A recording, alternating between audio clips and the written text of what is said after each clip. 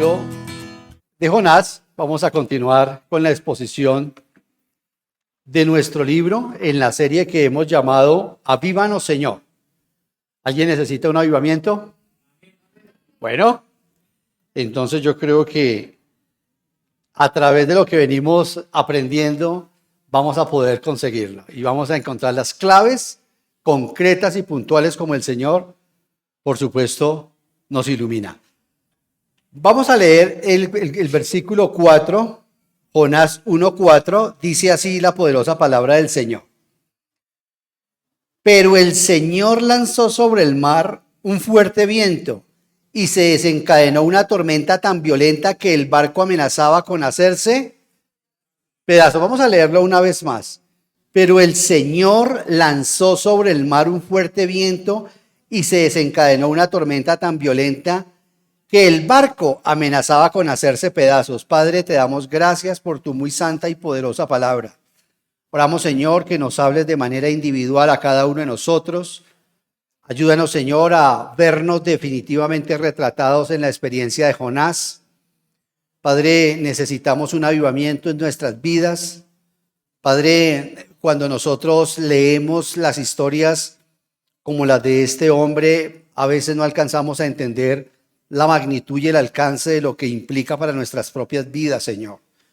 Que por el efecto de tu palabra, querido Señor, nuestras vidas puedan ser desafiadas en buscar de ti, Señor Santísimo, nuestra santidad, nuestro compromiso y tu voluntad para el propósito que tú tienes con cada uno de nosotros. Te lo pedimos en el nombre del Señor Jesús. Amén. Amén. Bueno, ahora 8 días había yo dejado una palabra en el corazón de ustedes. ¿Es su fe un tropiezo para usted? El sermón de hoy se va a llamar así. ¿Es su fe una bendición o una carga para los demás? Ahora 8 días será. Es su fe, porque no es que desde que yo me hice cristiano no puedo volver a tomar, no voy a cócteles, no bailo, ya no hago esto, ya no hago aquello. Y estuvimos viendo cómo la fe de Jonás se terminó convirtiendo para él una carga. Ser evangelista, ser profeta del Señor, porque lo mandó a una labor que él no quería, ya lo hemos enseñado. Hoy lo que quiero, y esta es la pregunta que quiero que nos trabaje durante todo el tiempo en nuestro corazón, ¿es su fe una bendición o una carga para los demás? Ahora 8 días, ¿es su fe una bendición o una carga para usted? Hoy, ¿es su fe una bendición o una carga para los demás? En el versículo 3, querida iglesia, estuvimos analizando los pasos del descenso de Jonás. Vimos todos sus movimientos, su actuar. Y aquí, a partir del versículo 4, vamos a empezar a ver al Señor actuando. Hasta el momento, como lo dijimos ahora 8 días, todo le ha salido a pedir de boca a Jonás. Todas las puertas están abiertas, ¿no? Así como aconseja mucha gente. ¿Y las puertas están abiertas o están cerradas? Puertas abiertas, dele. Qué consejería, ¿no? Todas las puertas estaban abiertas su sentir, yo siento que tengo que irme para Tarsis, su sentir, sus deseos, hasta su economía. E increíble, y hasta las circunstancias jugaban a favor de que el Señor estaba aprobando su actuar, su manera, pero en realidad lo que estamos viendo allí en este momento estamos viendo responsabilidad humana. Este segmento nos muestra que en efecto el ser humano tiene albedrío, tiene libertad para hacer lo que quiera, tiene libertad para decirle a Dios, no quiero, e incluso si es creyente. Pero cuando el Señor tiene propósitos, que a veces los tiene con cada uno de nosotros, pues interviene, como en el caso de Jonás. No va a ocurrir así, seguramente en el caso suyo, porque para eso está la iglesia, estamos en un contexto diferente, pero si Él tiene que mandarle un mensaje al Capitolio Nacional o al Palacio de Nariño, eso sí, el Señor inmediatamente sacará una ballena y lo colocará usted allá. Eso sí, eso lo puede hacer Él. Pero generalmente no lo hace, generalmente nos anuncia y pregonamos a través de la iglesia, del don de la profecía, que es predicar la palabra del Señor. Eso se llama la palabra profética más segura de la Biblia y tenemos que predicarla. Entonces, querida iglesia, en este versículo 4 me impacta mucho, como dice, Todo ha salido perfectamente. Dice versículo 4, ¿pero qué? Pero el Señor, los peros de la Biblia, ¿no? Aquí tenemos un claro ejemplo de lo que se llaman esos peros en la Biblia. Pero el Señor, pero Dios dice aquí, pero el Señor lanzó sobre el mar un fuerte viento. Aquí hay un claro ejemplo, querida iglesia, del refrán popular que decía mi madre, el hombre propone y Dios dispone. Aquí hay un claro ejemplo de eso. Él propuso eso en su corazón, pero Dios tenía otros planes, no porque el Señor tenía que adaptar su plan al minúsculo plan de Jonás para mañana levantarse a las 6 de la mañana y a tomar esos exámenes. No, porque él tenía un proyecto con la ciudad de Nínive, ya hemos enseñado eso. Pero el Señor, querida iglesia, increíble, dice, pero el Señor lanzó sobre el mar un fuerte viento. Queridos hermanos, el Señor origina una tempestad. Muchas veces las tempestades de nuestras vidas son producto de Él. Por nuestra desobediencia, por supuesto. Pero yo no sé por qué me pasa lo que me pasa. Bueno, hay tempestades en nuestras vidas que tenemos que nosotros estar analizando. Y acá Jonás no contaba con la persistencia del Señor para lograr que su siervo cumpliera su voluntad. El Señor tenía un proyecto para Nínive.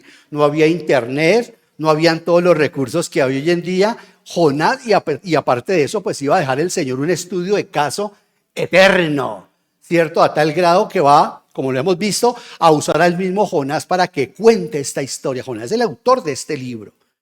Fue el que contó todo lo que ocurrió allá en su tumba acuática, que la veremos la próxima enseñanza. No, en 2 más, porque ahorita viene del 12 al 16. Queridos hermanos, me impacta mucho porque el texto literalmente, vea lo que dice el texto literalmente, dice que Dios envió un viento fuerte. Él es el dueño de todo. El verbo empleado se utiliza para describir cuando un soldado tomaba su lanza, así en el verbo en hebreo, tomaba su lanza y la arrojaba con todas sus fuerzas. Así hizo el Señor, sacando de su aljaba una flecha. Y el mar se agitó. Impactante. Aquí vemos que nuestro Dios es soberano y omnipotente. Él usa todos los medios necesarios para reprender al rebelde, al que toma por hijo, al rebelde y al desobediente.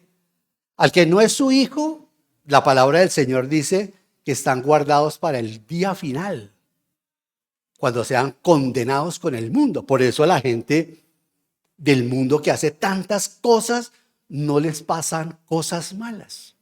Hablemoslo así. Mientras que uno de creyente, como una vez dijo mi hijo Daniel, dijo, oye, uno si es que hace una calaverada y pum, inmediatamente el Señor lo entrega a sus papás. Porque eres hijo de Él también.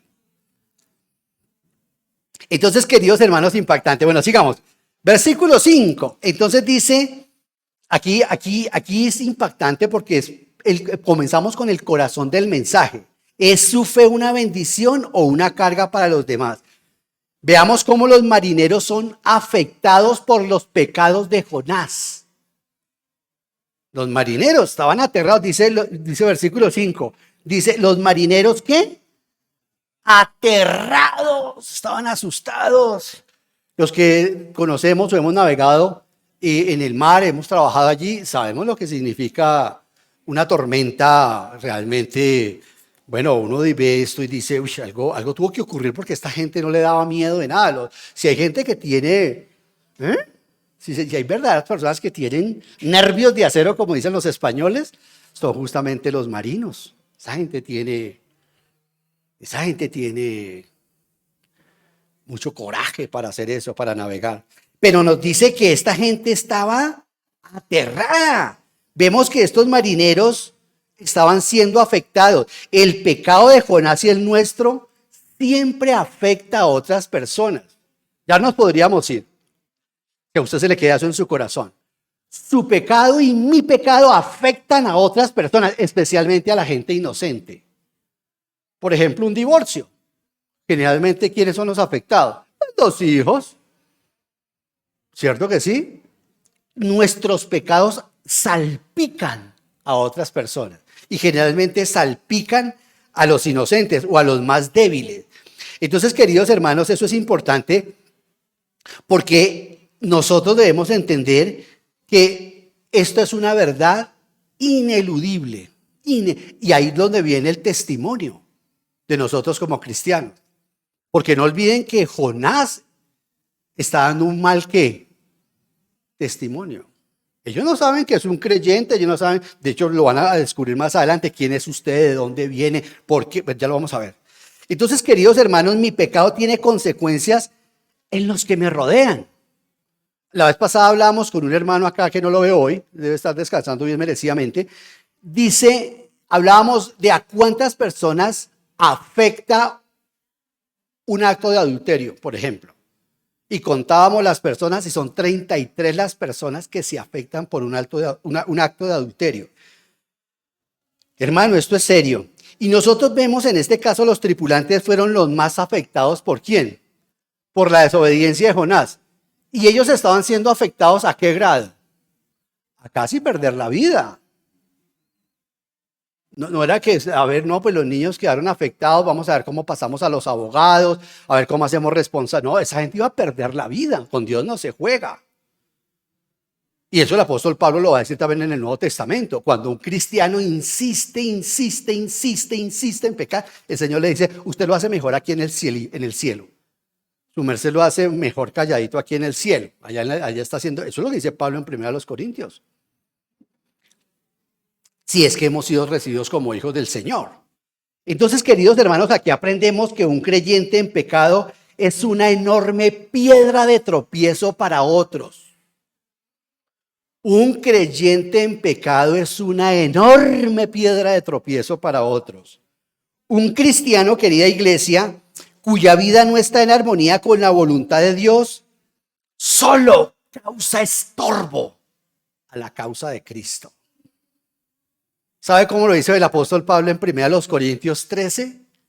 Dice, es como un címbalo que retiña, así como cuando coge una tapa de esas de gaseosa, esas latas, y uno las arrastra contra el piso que se le destemplan a uno hasta los... Eso es lo que somos los creyentes. Proverbios dice, como manantial de agua podrida. Es el creyente que cae delante del inconverso. No que cae en una lucha intelectual, sino que da mal testimonio. Y el inconverso dice, y creyente, ¿no? Hermanos queridos, estamos acá entre nosotros. No, por ejemplo, y traje una ilustración maravillosa de esto que estamos hablando. El pecado de Acán fue un tropiezo para todo el ejército de Israel. Entonces usted me hace el favor y me acompaña a Josué rápidamente y vamos a verlo en las palabras del Señor, que sea la palabra del Señor la que hable. Josué 7, le animo a que me acompañe a Josué 7 y voy a leer desde el versículo 8. Estoy esperando que ustedes lleguen. Josué 7, ya saben, Josué 7. Si no tiene Biblia, hágase al lado de un cristiano, él se la comparte. Josué 7, voy a leer desde el versículo 8. Dice, dime, Señor, sí.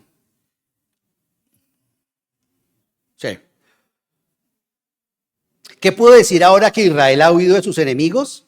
Los cananeos se enterarán y llamarán a los pueblos de la región. Entonces nos rodearán y nos exterminarán. ¿Quién será de tu gran prestigio? Aquí Josué está que llora. Está diciéndole al Señor, Señor, nos diste la ciudad de Jericó, como decir Nueva York, la acabamos y ahora no pudimos ir a acabar un pueblito acá de Colombia. Nos pusieron en retirada. ¿Qué va a ser de tu prestigio, Señor? Y el Señor dice, y dejé de lloriquear. Le está diciendo a un guerrero al quien le ha dicho, sea más valientico porque José era muy cobarde. Josué era un hombre, el que era templado era Caleb. Josué era como Timoteo. Josué no era como Tito. Caleb era como Tito. Y Josué era más bien timorato. Por eso el Señor le dice, bueno, sea valiente y porque usted va a entrar con este pueblo acá. ¿Y por qué no Caleb? porque Caleb no era judío. Bueno, sigamos. Entonces ahí está el hombre llorando y el Señor le dice, levántate, vea, en signos de admiración, ¿qué haces ahí postrado? Los israelitas han pecado y han violado la alianza que concerté con ellos. Se han apropiado del botín de guerra que debía ser destruido y lo han escondido entre sus posesiones. Por eso los israelitas no podrán hacerles frente a sus enemigos, sino que tendrán que huir de sus adversarios. Ellos mismos se acarrearon su destrucción. El Señor está hablando de manera colectiva, pero vamos a darnos cuenta que el pecado es individual. Ellos mismos se han acarreado su destrucción. Y si no destruyen ese botín que está en medio de ustedes, yo no seguiré a su lado. Levántate, purifica al pueblo, diles que se consagren para presentarse ante mí mañana y que yo, el Señor Dios de Israel, declaro, la destrucción está en medio de ti, Israel. No podrás resistir a tus enemigos hasta que hayas quitado el oprobio que está en el pueblo. Mañana por la mañana se presentarán por tribu. La tribu que yo señale por suerte presentará a sus clanes. El clan que el Señor señale presentará a sus familias. Y la familia que el Señor señale presentará a sus varones. El que sea sorprendido en posesión del botín de guerra destinado a la destrucción, porque era la ofrenda de Dios, será quemado junto con su familia y sus posesiones, pues ha violado el pacto del Señor y ha causado el oprobio a Israel. Y así fue. Al día siguiente, muy de madrugada, Josué mandó llamar una por una a las tribus de Israel y la suerte, hoy vamos a hablar de la suerte, y la suerte cayó sobre Judá. Todos los clanes de Judá se acercaron y la suerte cayó sobre el clan de Sera. Del clan de Sera la suerte cayó sobre la familia de Zabdi. Josué entonces hizo pasar a cada uno de los varones de la familia de Zabdi y la suerte cayó sobre Acán, hijo de Carmí, nieto de Zabdi y bisnieto de Sera. Entonces Josué lo interpeló. Hijo mío, honra y alaba al Señor, Dios de Israel. Cuéntame lo que has hecho, no me ocultes nada. Acán, el hombre, le replicó, es cierto que he pecado contra el Señor Dios de Israel. Esta es mi falta. Vi en el botín un hermoso manto de Babilonia, 200 monedas de plata y una barra de oro de medio kilo. Me deslumbraron y me apropié de ellos. Entonces los escondí en un hoyo que cavé en medio de mi carpa. La plata está también allí, debajo de todo. Enseguida Josué envió a unos mensajeros, los cuales fueron corriendo a la carpa de Acán. Allí encontraron todo lo que Acán había escondido. Lo recogieron y se lo llevaron a Josué y a los israelitas, quienes se lo presentaron al Señor. Y Josué y todos los israelitas tomaron a Acán, bisnieto de Sera, y lo llevaron al valle de Acor, junto con la plata, el manto y el oro. También llevaron a sus hijos, a sus hijas, el ganado, su carpa y todas sus posesiones. Cuando llegaron al valle de Acor, Josué exclamó, ¿por qué has traído esta desgracia sobre nosotros? Que el Señor haga caer sobre ti esa misma desgracia. Entonces todos los israelitas apedrearon a Acán y a los suyos y los quemaron. Luego colocaron sobre ellos un gran montón de piedras que siguen en pie hasta el día de hoy. Por eso aquel lugar se llama el Valle de Acor. Así aplacó el Señor el ardor de su.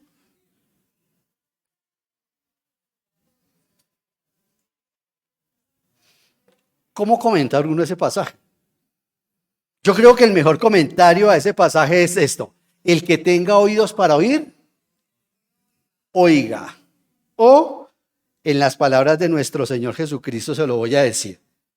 Voy a ir rápidamente a Lucas 17, 1, 2. El mejor comentario que encontré para Josué 7, lo voy a colocar en boca de mi Señor.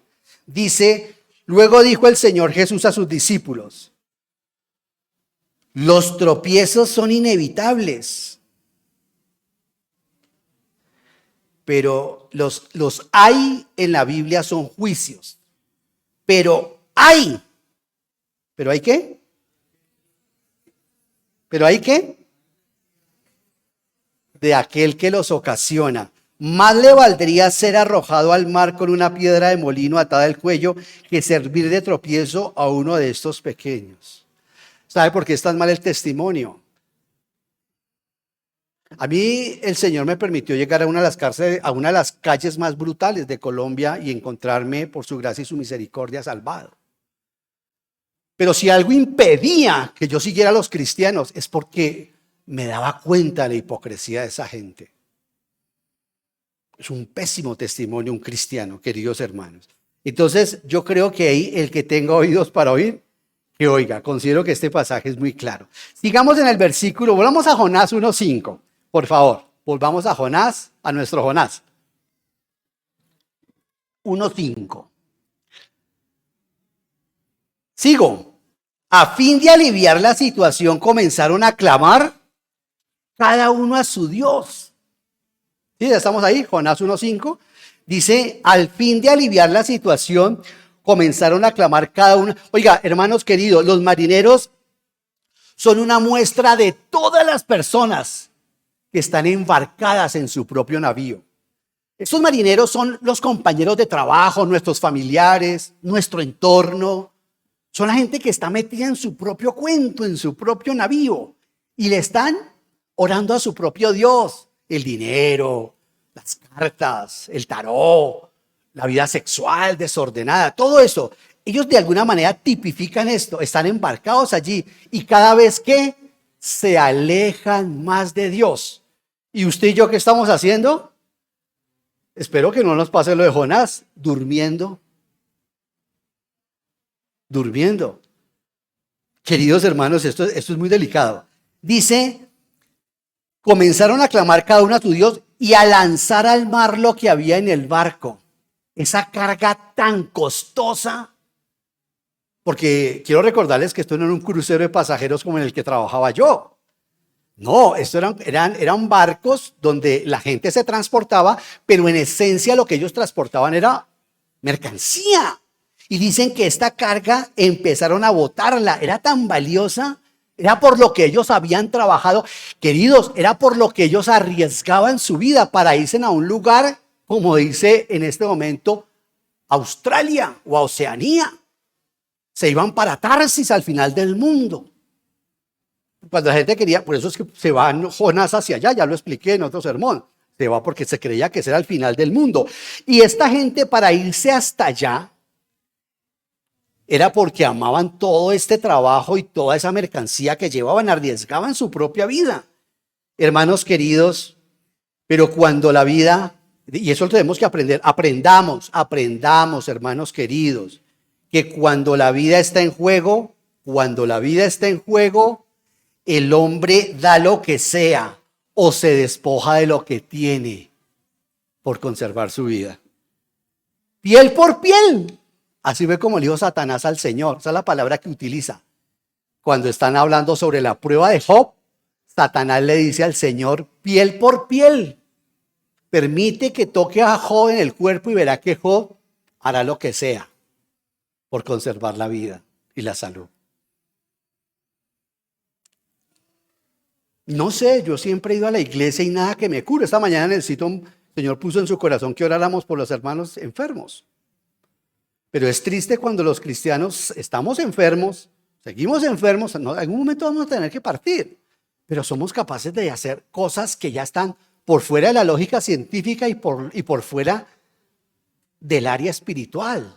No podemos. De todas maneras, vea, ahí está uno de los más grandes profetas que hizo el doble de milagros de Elías, fue Eliseo. ¿Y cómo murió? De una enfermedad. Todos tenemos que morir de una enfermedad.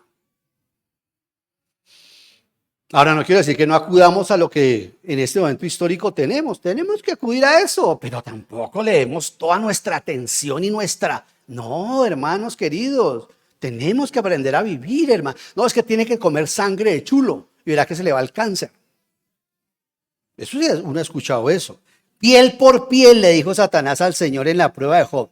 El hombre por salvar su vida hace lo que sea, le dice así al Señor, o así es la traducción que se hace. Pero queridos hermanos, aquí está el otro contraste. Mire, traje otro contraste. Cuando el hombre no está enfermo ni atraviesa pruebas mortales, sino que empieza a llegar a la vejez, ¿no? Porque nosotros, y especialmente los hombres cristianos, tenemos 3 etapas. Primera, la lucha contra el sexo.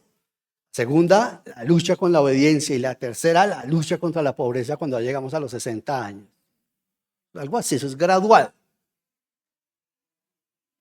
Y cuando estamos llegando ya, digamos, culminando el tema de la pensión, empezamos el tercer proceso, la lucha contra la pobreza.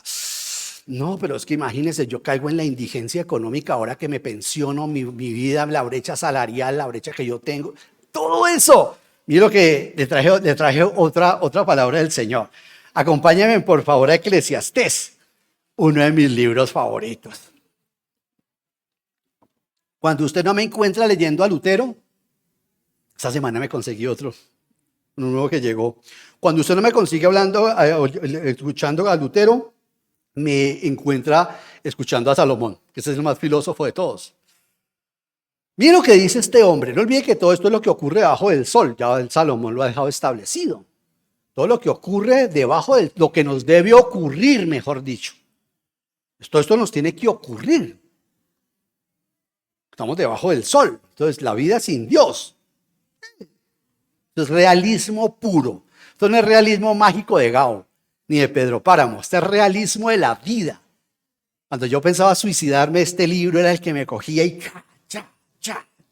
bueno, primero suicidarme me dio mucho miedo. Pero sí estaba con una depresión muy profunda. Y el Señor trabajó mi vida con este libro. Este libro habla de mujeres, de dinero, de riquezas, de alcohol, de conocimiento, Dios mío. Esa enfermedad que tenemos algunos seres humanos, ese amor al conocimiento. Este hombre habla de todo. Miren lo que dice este hombre para esa etapa de la vida cuando ya también empezamos a amargarnos porque nos estamos acercando y decimos, bueno, estoy preocupado, Señor, porque no sé a quién le voy a dejar mis riquezas. No, mentira, nadie habla así. ¿Alguien habla así? Es como dijo el Tino Asprilla. Y usted no se casó, Tina, le dijo en la entrevista. Dijo, pero ahí tengo un ahorrito para pagar a una enfermera. Hasta él mismo, que tiene 2 centímetros de mente, con mucho respeto por ese hombre que admiro en su fútbol, hasta él mismo sabe que tiene que, ya se le pasó el tiempo y está haciendo una provisión cuando le toque ahora que lo atienda una enfermera. Mire la sabiduría que a veces sale desde el concepto popular. Mire lo que dice el sabio Salomón, un hombre que conocía mucho de mujeres, mucho de la vida y mucho del dinero. Cuando nosotros nos encontramos en este momento, capítulo 2, versículo, ¿qué dije? No he dicho. Entonces ya les dije, 18. Véalo ahí.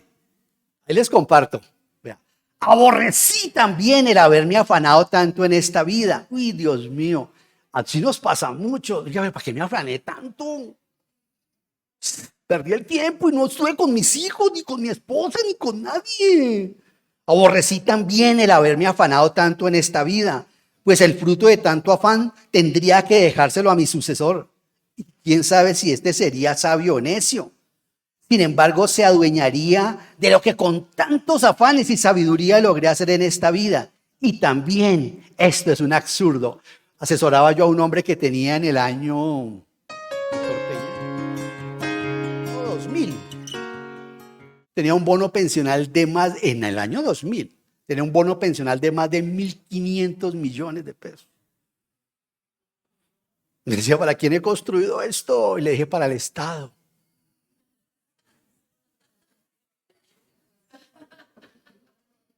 Y le dije, me dijo, ¿qué debo hacer? Le dije, pasarlo para nuestro fondo para que nosotros nos lo disfrutemos. Dijo, no, ¿en serio? Y yo le dije, ¿en serio, doctor? Ojalá haya podido disfrutar. Lo único que pudimos, recuerdo en ese entonces, porque para esa época el Señor me llamó a trabajar para Él, más cerca, logramos conseguir un apartamento con ese dinero en Cartagena. Lo logró conseguir él porque era su dinero. Pero ¿y el resto? Y también esto es absurdo. Volví a sentirme descorazonado de haberme afanado tanto en esta vida. Pues hay quienes ponen a trabajar su sabiduría y sus conocimientos y experiencia para luego entregarle todos sus bienes a quien jamás movió un dedo. Y también esto es absurdo. Sí, como queda mejor esa traducción porque es el sentido correcto. No vanidad, sino la vida es un absurdo. Por debajo del sol sin Dios es un absurdo. La vida sin Dios es un absurdo. Este hombre es mejor que Sócrates, ¿eh? Este hombre es la mejor que el Señor encontró para colocarlos para que filosofara con él. Es un hombre filosofando con todo el espíritu en su corazón, pero con el conocimiento de la vida. Eso es un filósofo. No olvide que es el rey Salomón. Dice, y también esto es absurdo y un mal enorme, pues ¿qué gana el hombre con todos sus esfuerzos y con tanto preocuparse y afanarse bajo el sol? Todos sus días están plagados de sufrimientos y tareas frustrantes, y ni siquiera de noche descansa su mente. Cuando usted está desvelado, ¿es por qué? Porque la mente le dijo, no puede descansar. El cuerpo quiere descansar y la mente es la que no le deja descansar. Es la mente la que le dice, no, estoy muy preocupado. No, pero venga, durmamos. No, no. Y también esto es un absurdo, porque nadie puede acostarse en 2 camas, ni puede almorzarse 2 almuercitos. Bueno, hay algunos que se pueden 2. Mejor dejémoslo ahí. Dejémoslo ahí. Hay uno por ahí me está diciendo hasta 3 soy capaz de ver. Se me cae mi teoría. Sigamos. Esa es la excepción a la regla. Y también esto es un absurdo. Dice el 24, nada hay mejor para el hombre que comer y beber y llegar a disfrutar de sus afanes. No es comer y beber, comer glotonería ni beber hasta emborracharse en una cantina, sino la templanza de la que hablaban los griegos, la justicia y la templanza de la que se habla en filosofía. Un buen gusto, tomarse un buen vino, pero no para emborracharse, queridos hermanos. He visto que también esto proviene de Dios, porque ¿quién puede comer y alegrarse si no es por Dios? En realidad Dios da sabiduría, conocimiento y alegría a quien es de su agrado. En cambio al pecador le impone la tarea de acumular más y más y más y más y más y más y más, para luego dárselo todo a quien es de su agrado. Y también esto es un absurdo, es correr tras, qué palabra, ¿no? Correr tras el viento. ¿Ah? Me fascina este giro lingüístico que los traductores de Nueva Versión Internacional lo dejaron intacto. Me encanta ese hebraísmo. Mira ese giro lingüístico. Querer atrapar el viento. Querer atrapar el viento. Qué bueno, ¿qué estabas pensando, Salomón? Ni modo de decir que era que estaba escuchando por ahí la filosofía de José Alfredo, el mexicano. Eso nomás para los que somos románticos.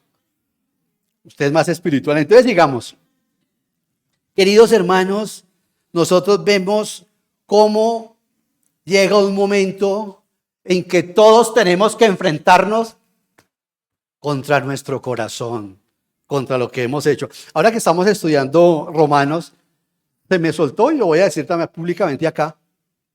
Y dije a los hermanos que había comenzado a hacer un curso. Y eso animó profundamente a una persona y me le doy gracias al Señor. Le dije, es un curso que no me van a certificar, eso sí me toca pagarlo. Porque usted a su edad, le digo, uy, así de viejito me ve. Me dijo, no, pero usted me anima porque usted estudiando y comenzando otro curso y un curso de esa naturaleza. Y no es teología, no. Pero lo que quiero decir con esto es, todos tenemos en un momento determinado que encontrarnos con nosotros mismos, con nuestro corazón. Y aquí le pasó eso a Salomón. Queridos hermanos, al final del día, la riqueza, las propiedades, incluso los títulos por los que tanto nos trasnochamos y luchamos, terminan siendo una carga. Tengo una amiga que me dice, me incomoda ir a la reunión, ella no es creyente, me dice, me incomoda ir a las reuniones de mi familia. Ella es abogada. Le dije, ¿por qué? Me dijo, porque todo el mundo es que le dé una asesoría. A goterearse, dijo ella. Todo el mundo me goterea la... Bueno, ustedes aquí hay que seleccionar sus amigos. A propósito, ahorita tenía... no, mentiras. Bueno, entonces dice Salomón que esto es un absurdo, que es un sinsentido en la vida, que es como querer atrapar el viento. Veamos el último paso de Jonás hacia abajo. Recuerda que ahora 8 días estuvimos hablando de los pasos de Jonás hacia abajo. Mira el último que llega. Allá va a llegar por su propio medio y el Señor le va a ayudar para que llegue abajo, al fondo del océano. Aquí en el 5, entonces, sigamos, volvamos a nuestro Jonás. ¿Jonás 1 qué? Bueno, estamos en Jonás 1:5 y dice la poderosa palabra del Señor. Jonás, en cambio, había ¿qué? Bajado al fondo del barco, se había acostado. ¿Y qué más había hecho? Hay una versión antigua que estuve viendo, la antiquísima, dice que roncaba, así dice. Es una versión antiquísima. Dice que era tan fuerte, estaba profundo. Ese sí estaba profundo, estaba, pero pues cuando uno entra, dicen los expertos, a ese nivel de sueño, esa profundidad de sueño, generalmente, ay, descansa uno. Lástima que duerma uno con una persona. Cuando uno mejor está durmiendo. Bueno, el que tenga oídos para oír.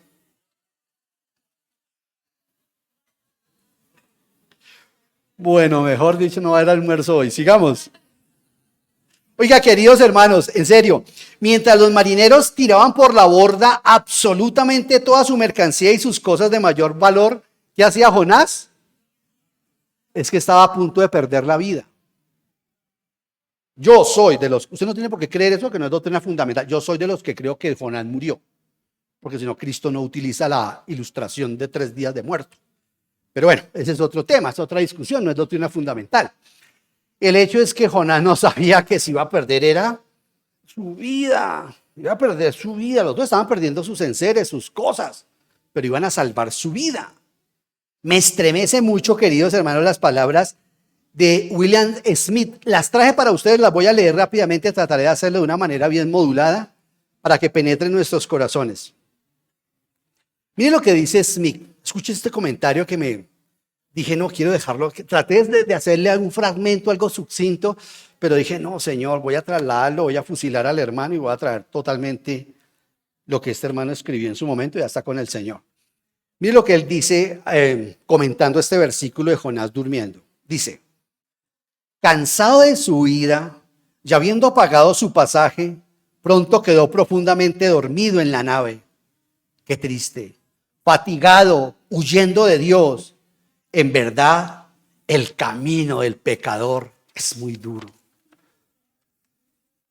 Si el camino al infierno, continúa diciendo Smith, si el camino al infierno está pavimentado con buenas intenciones, está también rociado de muchas lágrimas, está lleno de suspiros y de dolor de corazón.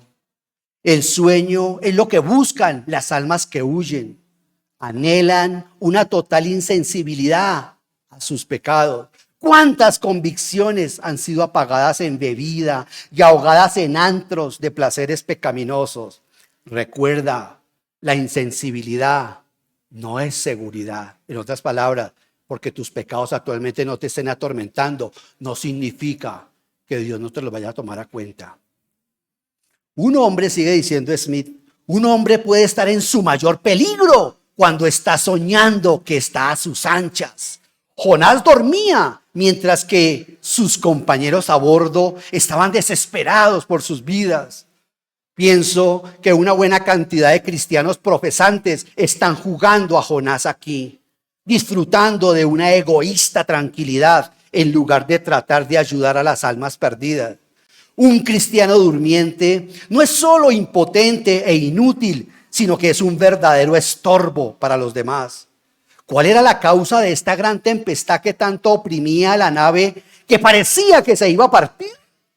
Era la desobediencia del siervo de Dios. Pensemos en la tremenda responsabilidad que reposa sobre nosotros como siervos de Cristo. Es imposible hacer peligrar las almas de otros por nuestra conducta poco caritativa delante de Dios. Escucha esto y con esto termina él. Los santos endurecidos al evangelio causan pecadores endurecidos al evangelio. Eso es cierto. Cuando uno ve a un creyente mal testimonio, uno como inconverso se endurece mal. Uno dice, véalos, véalos. ¿Sí o no? Qué palabra tan magistral la de Smith. Voy a volverlo a repetir. Los santos endurecidos, o sea, la gente que no tiene sensibilidad a evangelizar a otros. Los santos endurecidos al evangelio causan pecadores endurecidos al evangelio. Versículo 6.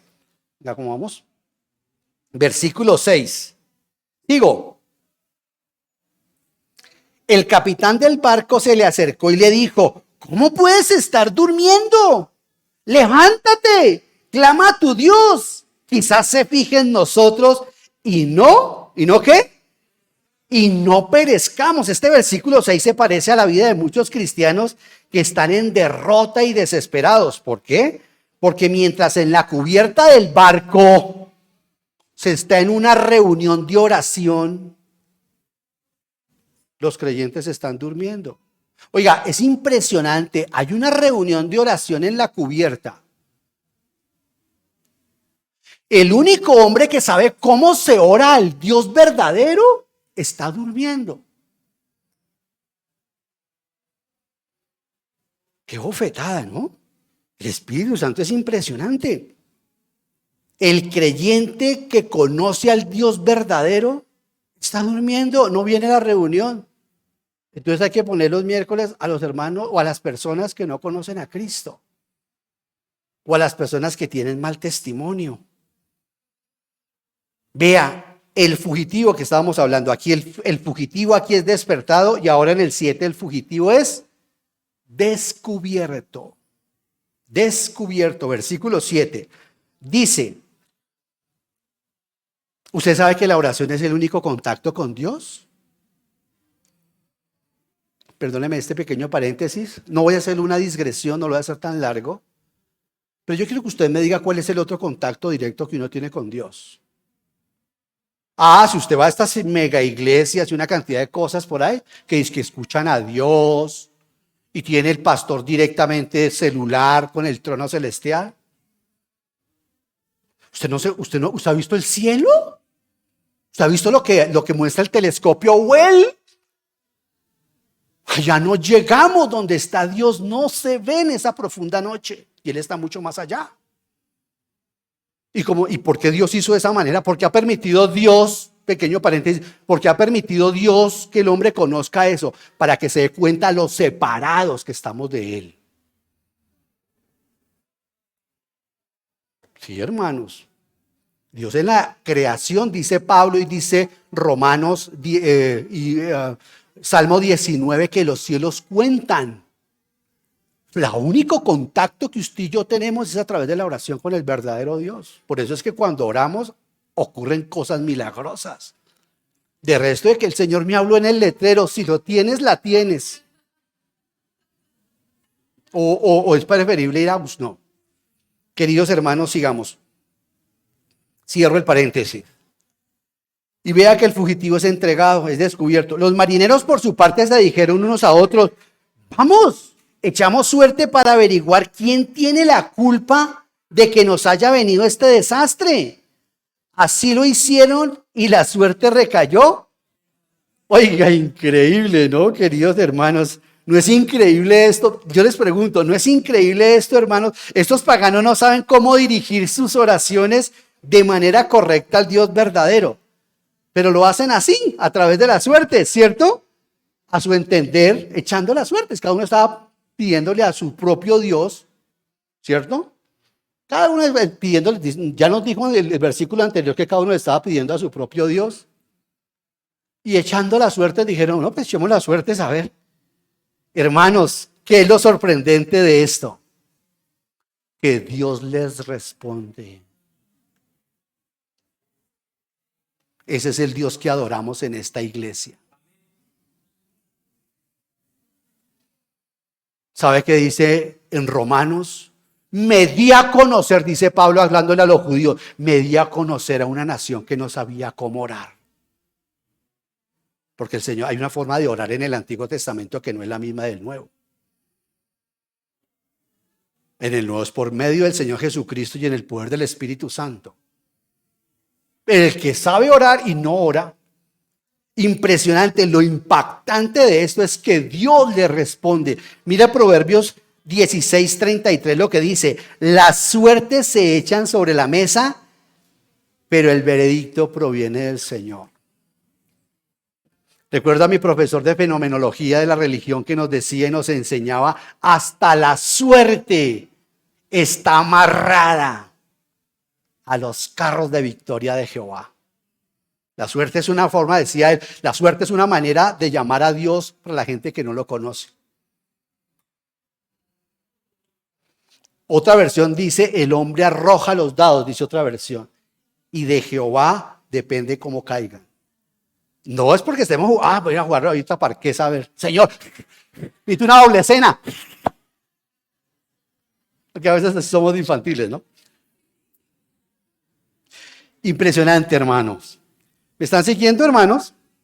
Qué duro despertar, ¿no? A esta partecita yo la llamé Jonás entra a la escuela de Dios. Durmió y dormían, como dice esa versión, roncaba, se despertó y su vida cambió por completo. Qué despertar tan duro, qué duro despertar, qué despertar tan duro tuvo que ser para Jonás. ¿Sabe qué significa eso? Te lo voy a decir, mírame, que se lo voy a decir solemnemente. Ten por cierto que tus pecados te alcanzarán. Ten por cierto que mis pecados me alcanzarán. Usted se da cuenta, y cuando el Señor generalmente nos cobra la factura, no es como hacemos los hombres. A propósito, no, el Señor generalmente dice, no, voy a cobrarte esta, porque no es inmediatamente que castiga, o que corrige, Él no castiga. Dios no castiga. Castiga a los impíos. Él nos corrige como un papá sabio con disciplina. Entonces, queridos hermanos, ten por cierto que tus pecados te alcanzarán. Vemos aquí la prueba de una providencia rectora. Ahora 8 días yo hablaba de eso. Hermanos que se guían por la providencia de Dios para descubrir la voluntad de Dios. No, la voluntad de Dios no se busca a través de la providencia. Aquí véalo, aquí se encontró con la providencia del Señor. Aquí le pasó exactamente lo mismo que le pasó a otro desobediente, a Saúl en una sección de espiritismo con la bruja de Endor. Saúl consultaba, el Señor no le daba respuesta. Fue al sumo sacerdote, no le daba respuesta. Y se fue a una medium, a otra vez de una bruja. Y el Señor se les apareció en medio de esa sección, levantando otra vez a Samuel. El libro deuterocanónico eclesiástico, que no sé por qué no hace parte del libro, de todos los demás libros, ese libro dice, pero tú, Samuel, fuiste tan grande que el Señor te trajo otra vez de la muerte para presentarte ante Saúl. Y de Elías dice, y tú, Elías, está profetizado que volverás otra vez a la tierra. No sé por qué ese libro no pertenece al deuterocanónico, estamos en criticismo textual.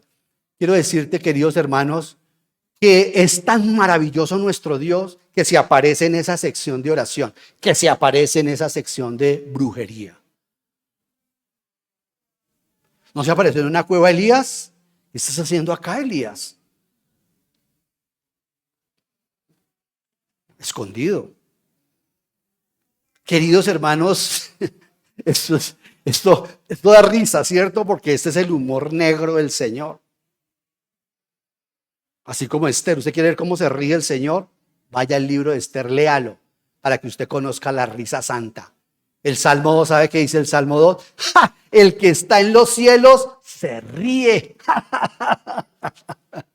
Cuando ve a los hombres haciendo una cantidad de cosas contra él.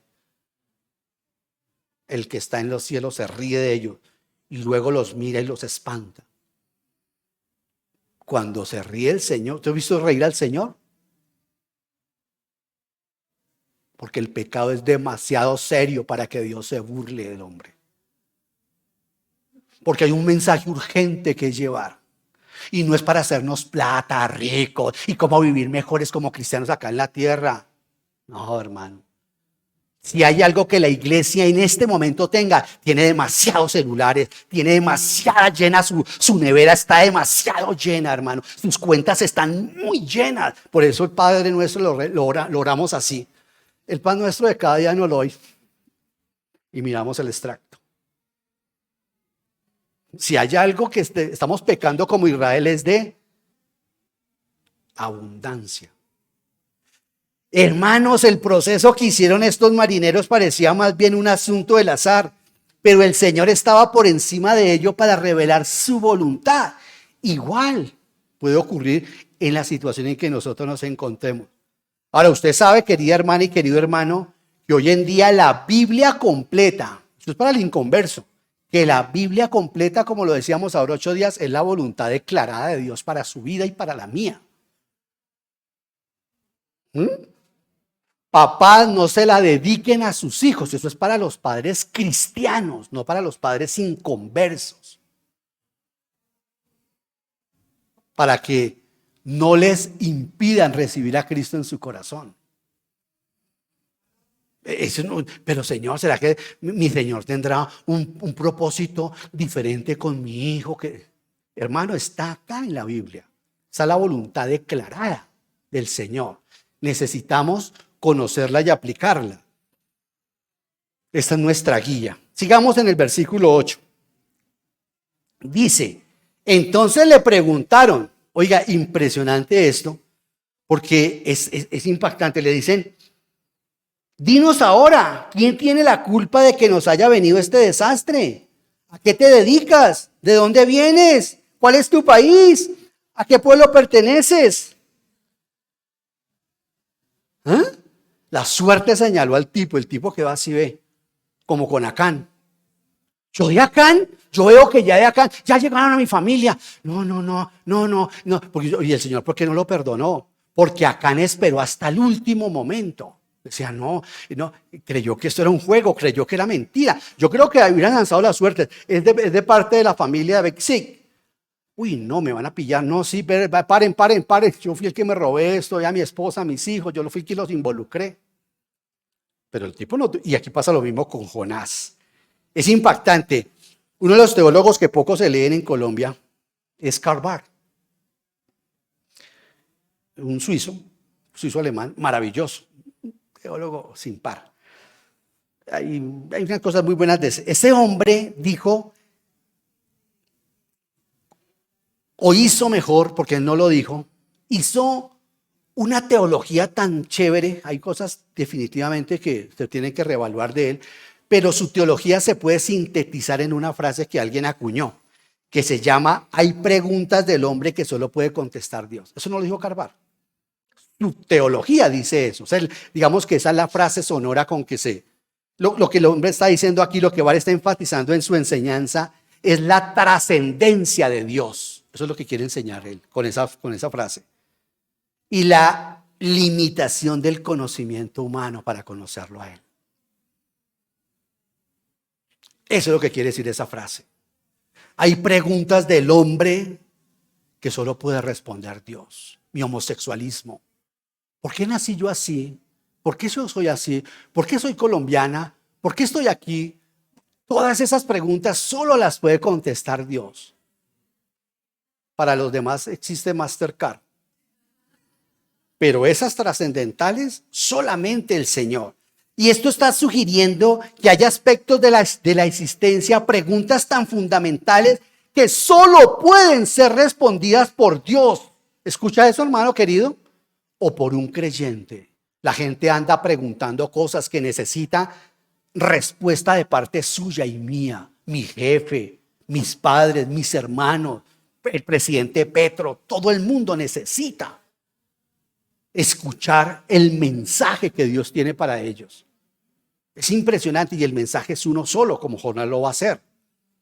Hermanos queridos, es impresionante porque miren las preguntas. Le dicen, dinos quién tiene la culpa de que nos haya venido este desastre. ¿A qué te dedicas? ¿De dónde vienes? ¿Cuál es tu país? ¿A qué pueblo perteneces? Versículo 10, ¿qué es lo que has hecho? Versículo 11, ¿qué vamos a hacer contigo para que el mar deje de azotarnos? Y todas las respuestas las tuvo él. ¿Sí o no que todas las responde? Cuando en la 11 le dicen, ¿qué vamos a hacer contigo para que esto pase? La solución, arrójeme al mar. ¿Me están siguiendo, queridos hermanos? Si no me está siguiendo es porque no está con su Biblia. Mire la respuesta número 9, en el versículo 9, como responde. Soy hebreo y temo al Señor Dios del cielo. Qué paradoja, teme al Señor Dios del cielo. Soy hebreo y temo al Señor Dios del cielo que hizo el mar y la tierra firme. Les respondió, se dan cuenta que no, lo que dijimos ahora 8 días, Jonás no estaba huyendo en el sentido de la presencia, sino como le decía mi héroe Martín Lutero, Lo que estaba era huyendo de hacer la voluntad de Dios. Porque él sabía que no puede ir a ninguna parte, puede irse. Hermanos queridos, esto es impresionante porque el testimonio de Jonás, esto que está diciendo este hombre acá, ¿me están siguiendo, queridos hermanos, si se me durmieron? Esto que está diciendo Jonás, escucha esto, miren lo que dice, voy a volverlo a repetir. Soy hebreo. Ellos no se presentaban como israelitas porque el pueblo, la gente no lo entendía a ellos como israelitas. Porque de hecho él era un israelita, era de Gad. Sino hebreo porque era el gentilicio como la gente, los gentiles lo conocían. Soy hebreo y temo al Señor Dios del cielo que hizo el mar y la tierra firme. Le respondió, oiga hermano, el testimonio de Jonás va a ser suficiente para que los marineros escuchen del Señor y para que más adelante se conviertan. Se van a convertir, hoy no lo vamos a alcanzar a ver. En la próxima predicación vamos a ver que todos se convirtieron. Se convirtieron al Señor. Hermanos, ¿a usted no le parece maravilloso? ¡Qué poder tiene el Evangelio! Por eso Pablo dice, no me avergüenzo del Evangelio, porque es poder de Dios. Mire, tiene tanto poder el Evangelio que a pesar de lo mal que se predica, la gente se salva. Impresionante. La gente se salva a pesar de lo mal que se predica. Y ni siquiera cuando veamos en el capítulo 3, cuando Jonás, su mensaje tan mezquino, en 40 días el Señor va a acabar con esto. Y se salvó hasta el gato y el perrito de toda esa ciudad. Todo el mundo creyó, porque la salvación pertenece. No se necesita sino abrir nuestra boca, decirle a nuestro jefe, no sé, ¿quién te asesora espiritualmente, jefa? No vengas con tu religiosidad. No, si no me interesa. Y si una persona nos contesta así, ¿sabe qué ha pasado? Hemos sido un mal testimonio para esa persona. Paradójicamente, queridos hermanos, Jonás está rehusando dar testimonio del Señor a los gentiles, ¿sí o no? Ahora lo da a los marineros, que todos son gentiles. Su confesión, aunque es breve, va a ser suficiente para producir el arrepentimiento de los marineros, como lo veremos si Dios nos da licencia, con estos marineros asustados en un mensaje simple, contundente y preciso, sobre todo cuando el inconverso ve cómo el Señor disciplina a sus hijos. Hermanos queridos, como estamos viendo, la doctrina de Jonás es pura y es verdadera, ¿sí o no? Podemos coger estos versículos, es el Señor de los cielos, su doctrina es pura y verdadera, pero a pesar de tener una doctrina pura y ortodoxa, se niega a obedecer a Dios, a quien Él ha presentado como soberano, como dueño de todo. Impresionante, ¿no le parece a usted, queridos hermanos? Él sabe que es soberano, Él sabe que es Dios, usted sabe que Él lo está viendo, yo sé que Él me está mirando. Nosotros tenemos una comisión, necesitamos evangelizar, necesitamos hablarles a otro del Señor Jesucristo, necesitamos estarle predicando a las personas. ¿De verdad usted cree que la solución para sus hijos, para su familia, es que tengan un título y se vayan a los Estados Unidos? Eso será temporal. Eso será temporal. Nuestra vida, ¿sabe cómo es nuestra vida? Nuestra vida es como la de un insecto en este mundo temporal. Los insectos duran 24 horas y mueren. Y todo el proceso que tuvo para ser insecto se demora más en ese proceso. Así es la vida de un ser humano en este mundo. Nuestra vida es demasiado temporal. Queridos hermanos, el versículo 10 me impresiona porque es lo que dice el versículo 10. Al oír esto, los marineros se aterraron. ¿Se aterraron qué? Yo tengo un sermón sobre eso. Cuando el Señor Jesucristo, no voy a darlo por supuesto, cuando el Señor Jesucristo se quedó dormido en la barca, esta gente estaba aterrada, los apóstoles, porque eso se lo estaba tragando el mar, esa lancha. Y también eran, aunque no eran marinos, sí eran pescadores. Y dicen que estaban tan aterrados estos hombres que uno fue a decirle al Señor, Señor, nos estamos muriendo, nos estamos ahogando. Estaban aterrados. Dice que el Señor se levanta, reprende al viento, reprende al mar. Queda eso una bonanza total Y la palabra dice, y ellos quedaron aterrados. Quedaron ahora asustados por el impacto de la santidad de Dios. Ellos quedaron, ¿quién es este hombre? Es Dios. Se tiene que encontrarse con la santidad de Dios. Y a esto les pasa lo mismo. Dice que, mire, cuando Jonás da semejante testimonio, yo soy, que le pregunten a usted, ¿quién es su Dios, Ovidio? Yo soy, mi Dios es el Dios que murió por el mundo entero. ¿En serio? Dio su vida por usted y por mí.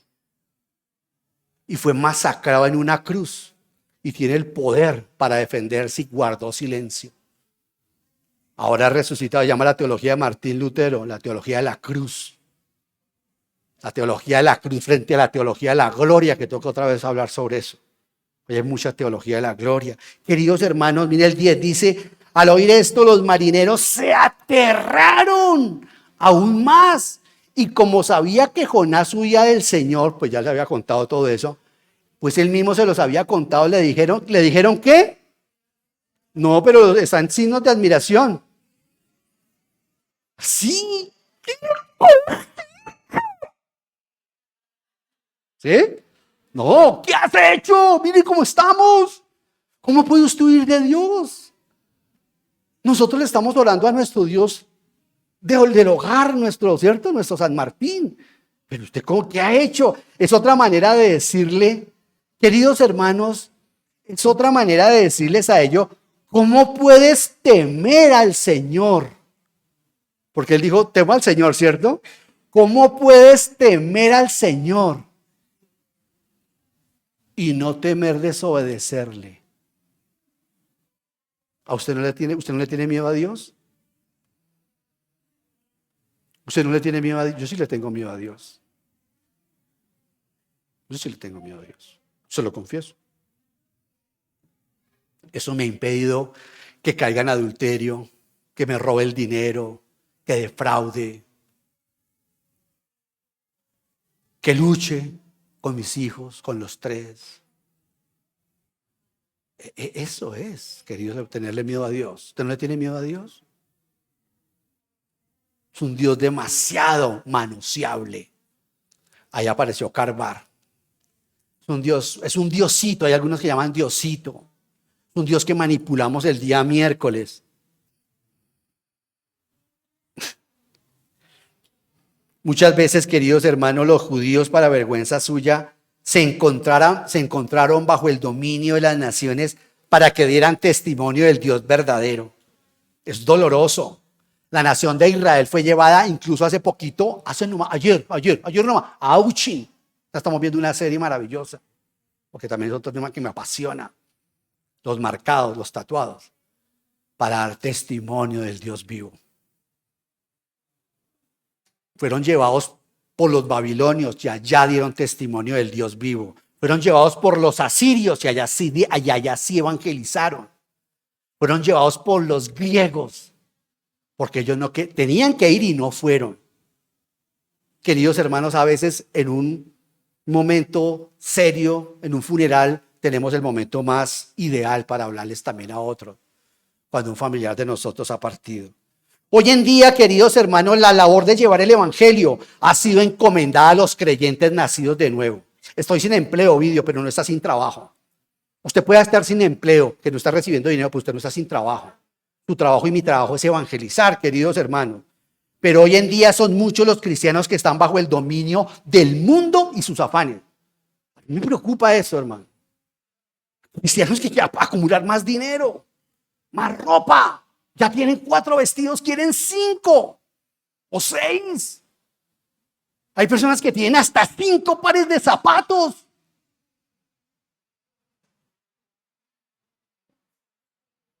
Es increíble, hermano. Hay gente que tiene 5 comidas al día. Si esos fueron los pecados por los que el Señor juzgó a Israel. De grosura, de gordura, de indolencia. Queridos hermanos, hay que disfrutar lo que el Señor nos da. Está bien, disfrútalo, porque como nos decía Nelson, a través de las palabras de Salomón, cuando lleguen los buenos tiempos, disfrútalos, dice. Pero cuando lleguen los malos no te pongas a llorar, sino considera que Él es superior a tus problemas. Hermanos, esto no puede terminar sin una conclusión. Cada vez que los creyentes están por fuera de la voluntad de Dios son un peligro y traen problemas en lugar de bendición para sus semejantes.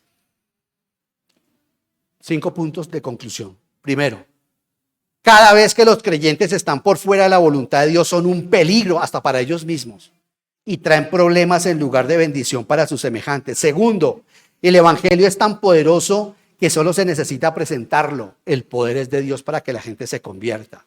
Tercero, Jonás, a pesar de ser ortodoxo en su doctrina, se niega a obedecer a Dios. Y por eso a mí me incomoda mucho la gente que le... Y otro curso de teología. Ah, sí, no, sí. Y otro, y más doctrina, sí. Pero ¿y cuándo la baja tu corazón? Y hay hasta hermanos que me han dicho, fulano, ¿tú no te has fijado en fulano, en sutano, en mengano? Sí, su cabeza es así, pero su corazón es así. Si esto no es cuánto dominas la Biblia, esto es cuánto la Biblia te domina a ti. Esto no es cuánto sabes de la Biblia, esto es cuánto obedeces de la Biblia. En esta semana me encontré con un pastor amigo. Bueno, todavía no ha sido reconocido él como pastor en su iglesia. Y me dijo, Vidio, acaban de traer un hombre para que predique. Le dije, ¿en serio? Me dijo, sí, tú sabes cómo es una denominación. Me ahorro el nombre. Y me dice, tú sabes cómo es esta gente. La gente paga para que los pastores enseñen. El que ha venido está enseñando muy bien. Yo digo, ¿en serio? Pues Dios te puso allá para que reformes eso porque tú pasaste por acá, por Mosú.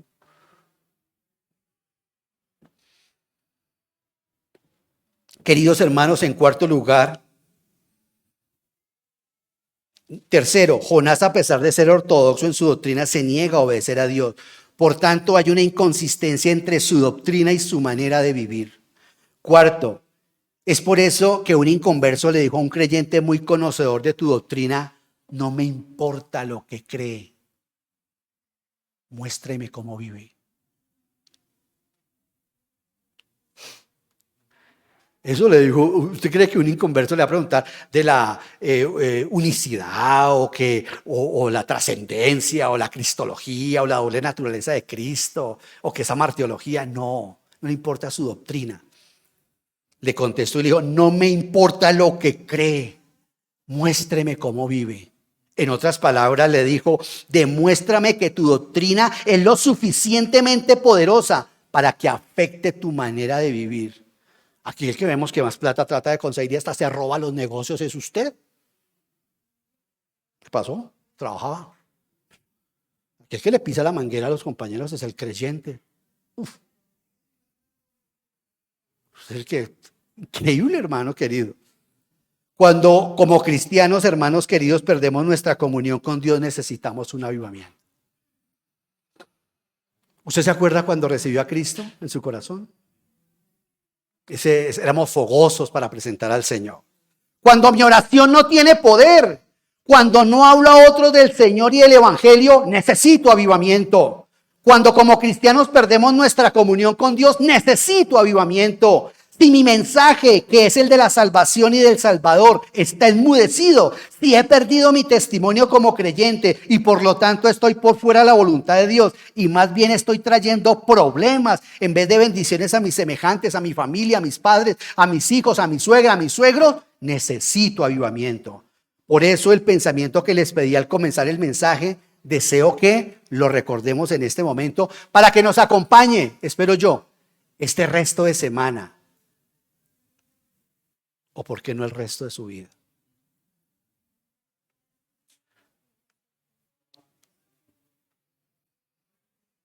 ¿El pensamiento cómo es? ¿Es su fe una bendición o una carga para los demás? Los profetas no somos muy agradables. Los pastores son más agradables. Pero cuando abrimos la palabra para consolar, consolamos. Pero cuando la palabra está para denunciar, tenemos que anunciar. Amén. Padre, te damos gracias por este tiempo. Toda la gloria para ti, Señor. Yo el primero, Padre Celestial, lo recuerdo y lo digo delante de mis hermanos, has tocado profundamente mi vida, no solamente con este último mensaje, sino con todos los mensajes que me vienes dando, Señor. Padre, gracias por ayudarnos a recordar que el evangelismo no es cuestión de cuántas manos se levantan o cuántos traemos o las técnicas o las tácticas o las estrategias o las estratagemas. No, Señor, esto se trata simple y llanamente de ganarnos el permiso para hablarle especialmente a mi enemigo sobre lo que tú has hecho en nosotros. Yo te agradezco en el nombre de Cristo Jesús por este tiempo. Amén. Que el Señor les guarde, hermanos queridos.